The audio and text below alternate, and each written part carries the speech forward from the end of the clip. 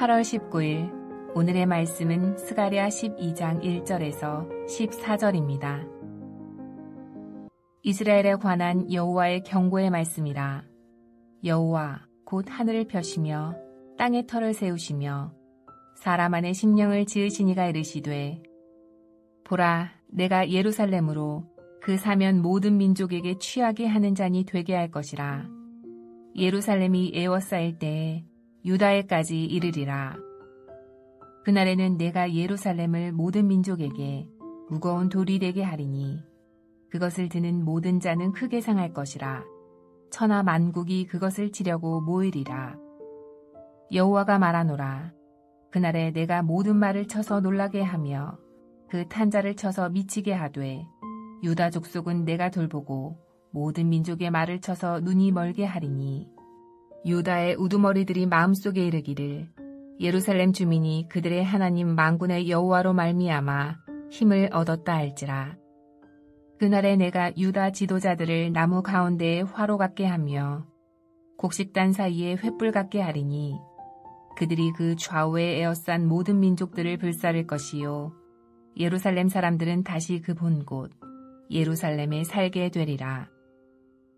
여호와가 먼저 유다 장막을 구원하리니 이는 다윗의 집의 영광과 예루살렘 주민의 영광이 유다보다 더하지 못하게 하려 함이니라. 그날에 여호와가 예루살렘 주민을 보호하리니 그 중에 약한 자가 그날에는 다윗 같겠고 다윗의 족속은 하나님 같고 무리 앞에 있는 여호와의 사자 같을 것이라. 예루살렘을 치러 오는 이방 나라들을 그날에 내가 멸하기를 힘쓰리라. 내가 다윗의 집과 예루살렘 주민에게 은총과 간구하는 심령을 부어주리니 그들이 그 찌른 바 그를 바라보고 그를 위하여 애통하기를 독자를 위하여 애통하듯 하며 그를 위하여 통곡하기를 장자를 위하여 통곡하듯 하리로다. 그날에 예루살렘에 큰 애통이 있으리니 무깃도 골짜기 하다드림몬에 있던 애통과 같을 것이라.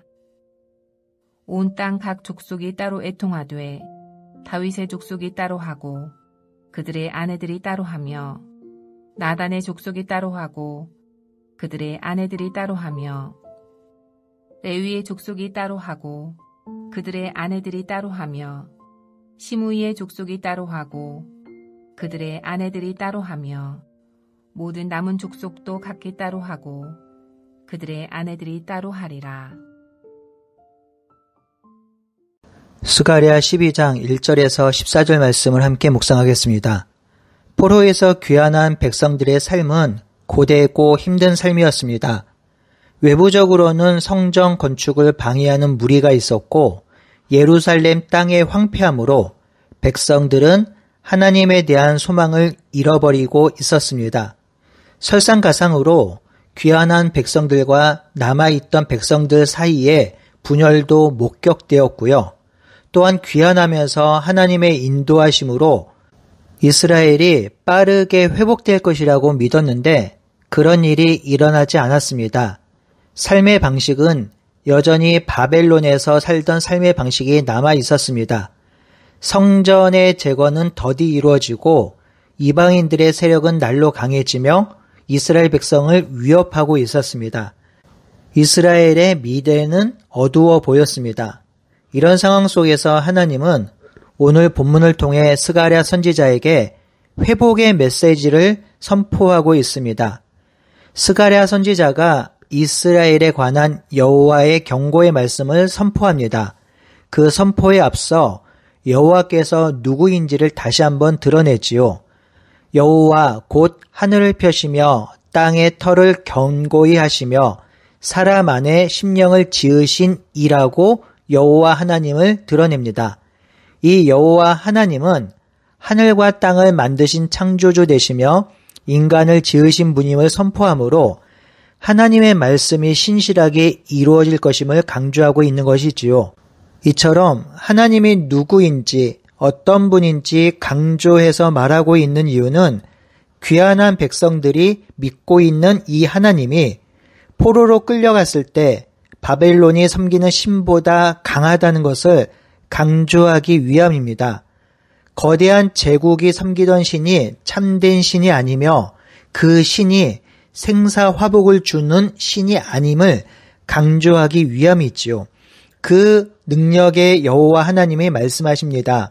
2절에 보면 여호와께서 예루살렘을 그 사면의 모든 민족에게 취하는 잔이 되게 할 것이며 3절에 보면 예루살렘을 모든 민족에게 무거운 짐이 되는 돌이 되게 할 것이라 하십니다.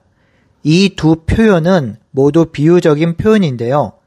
취하는 잔의 의미는 모든 민족이 예루살렘으로 인하여 술 취한 것처럼 비틀비틀 거림으로 연약한 민족이 될 것이라는 의미입니다.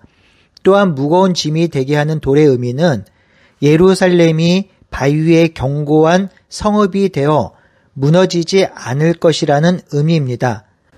여호와 하나님께서는 모든 민족이 예루살렘을 공격한다 해도 무너지지 않게 하실 것이라는 의미이지요. 4절에는 여호와께서 이렇게 말씀하십니다. 그날에 내가 모든 말을 쳐서 놀라게 하며 그 탄자를 쳐서 미치게 하되 유다 족속은 내가 돌보고 모든 민족의 말을 쳐서 눈이 멀게 할 것이라 하시죠.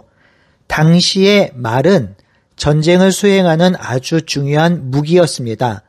말과 기마병을 가진 민족과 갖지 못한 민족의 전쟁은 해보나 마나였습니다. 오늘날로 표현하면 전투기를 가진 나라와 그렇지 못한 나라의 전쟁을 생각해 보시면 되겠습니다. 그런데 이 군사용 말이 미치고 눈이 멀면 전쟁을 위한 도구가 될 수 없지요. 오히려 그런 말은 전쟁을 패배하게 만들지요. 그러니 하나님은 이방인들이 신뢰하고 믿고 있던 군사용 말들을 무용지물로 만들어 버리겠다고 하시는 것이지요. 또한 6절에는 이렇게 말씀하십니다. 다시 그날에 유다 지도자들을 나무 가운데에 화로 같게 하며 곡식단 사이에 횃불 같게 하실 것이며 좌우에 애워싼 모든 민족들을 불사를 것이요 예루살렘 사람들은 다시 그 본 곳에 예루살렘에 살게 될 것이라 하십니다. 이 본의 의미는 나무 가운데 화로와 곡식단 사이의 횃불처럼 유다를 공격한 적군들을 모두 태워버리실 것을 약속하고 있는 것입니다. 이스라엘 백성이 군사적으로 힘이 없고 연약한 민족으로 여기고 쳐들어왔던 이방 민족이 오히려 큰 패배를 맛볼 것이란 말이지요. 7절에는 하나님이 직접적으로 유다의 구원을 선포합니다. 그날에는 여호와께서 먼저 유다 장막을 구원하시리니 이는 다윗의 집의 영광과 예루살렘 주민의 영광이 유다보다 더하지 못하게 하려 함이라. 8절에는 그날에 여호와가 예루살렘 주민을 보호하리니 그 중에 약한 자가 그날에는 다윗 같겠고 다윗 족속은 하나님 같고 무리 앞에 있는 여호와의 사자 같을 것이라 하십니다. 그날엔 여호와께서 예루살렘 주민을 보호하신다고 하시죠. 여호와의 보호를 받는 민족들은 다윗의 족속이라고 표현합니다. 이 다윗의 족속이란 표현은 하나님이 다윗왕 때에 이스라엘과 유다를 번성케 하신 것처럼 그렇게 그들을 번성케 하시겠다는 메시지가 들어가 있는 것이지요. 9절을 볼까요? 그날에 예루살렘을 치러 오는 이방 나라들을 여호와께서 멸하기를 힘쓰신다고 합니다. 그날에 예루살렘을 치러 오는 적군들을 여호와께서 멸하시기를 힘쓰신다고 하지요. 여기서 힘쓰신다는 표현이 흥미롭습니다.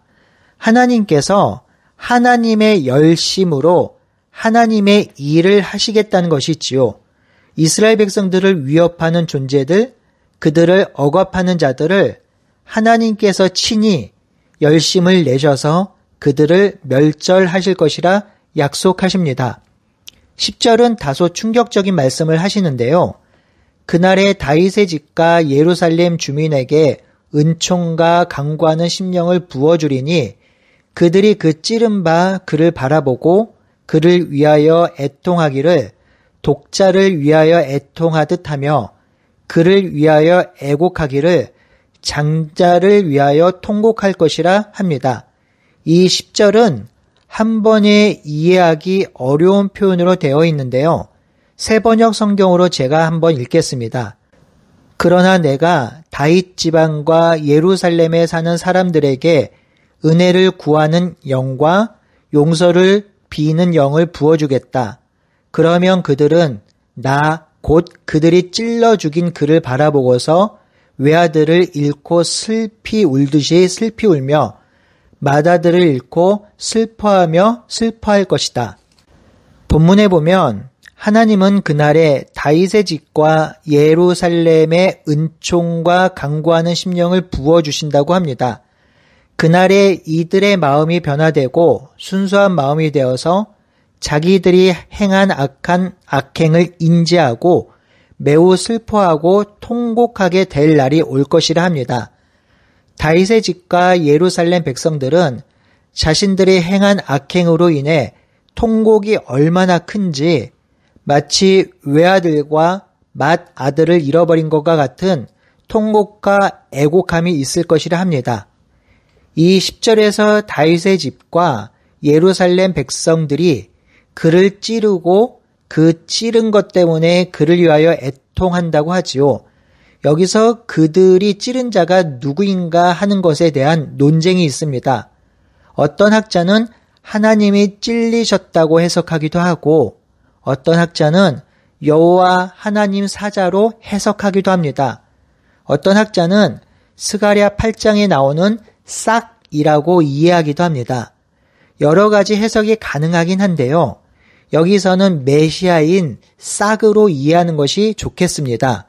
이 10절에 고통당하는 이는 메시아인 싹이라고 이해할 수 있으며 적군들은 자신들의 악한 행위를 알고서 나중에 통탄해하며 애곡하며 슬퍼하게 될 것임을 말하고 있다고 보여집니다.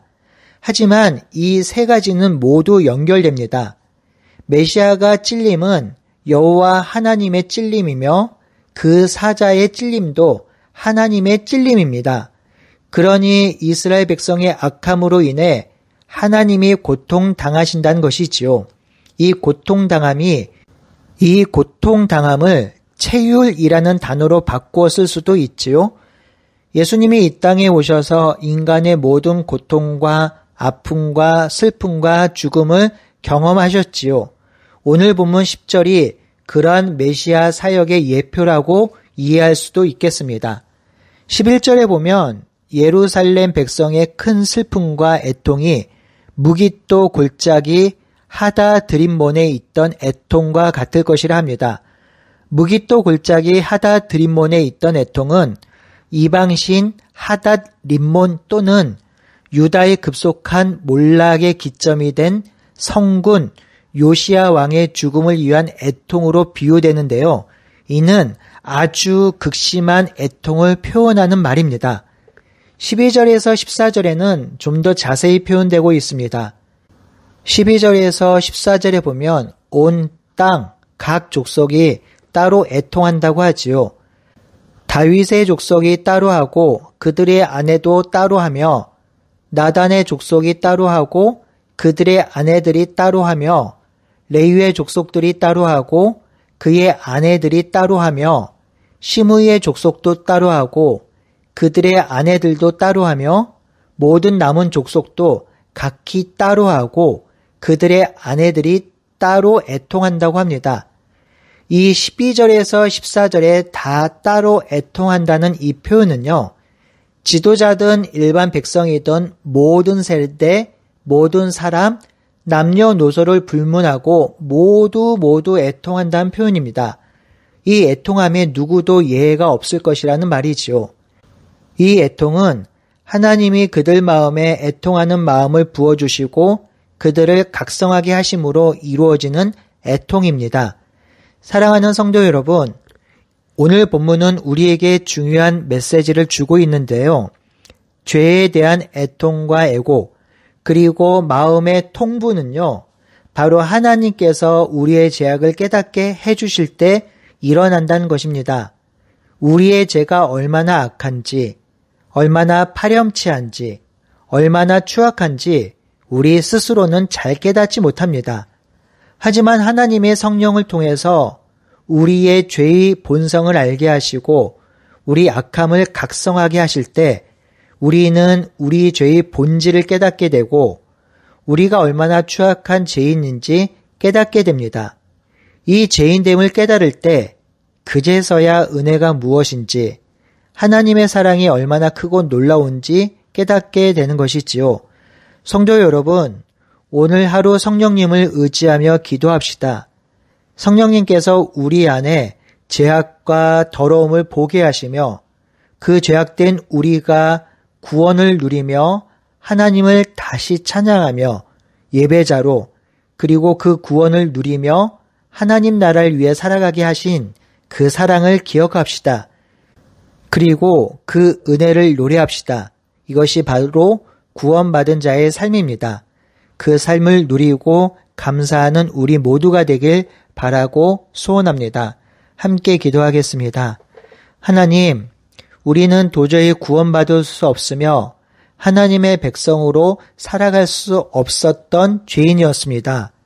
그럼에도 하나님께서 우리를 사랑하여 주셔서 메시아를 통해서 우리를 구원하여 주시고 하나님 백성 삼아 주시고 하나님의 자녀로 살아가게 하셨습니다.